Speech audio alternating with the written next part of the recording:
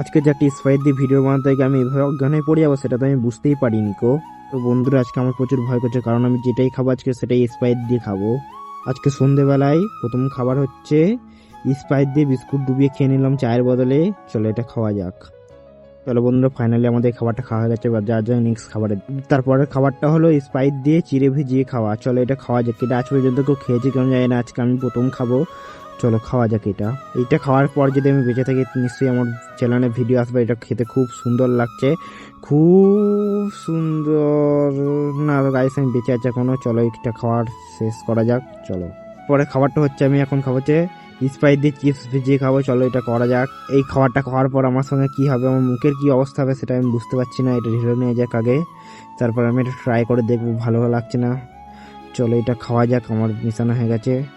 এটা খেতে খুব সুন্দর লাগছে খেতে, কিন্তু অতটা কিছু বুঝতে পারলাম না। আমার খাওয়া কমপ্লিট, এবার আমি স্প্রাইটটাকেও খেয়ে নেবো। চলো আমার ভিডিওর লাস্ট খাবার হচ্ছে লাড্ডু দিয়ে স্প্রাইট ভিজিয়ে খাওয়া। চলো স্প্রাইটটা ঢালা যাকে লাড্ডুর মধ্যেই। আমি এখন খাবারটা ট্রাই করবো, দেখি কীরকম খেতে লাগে।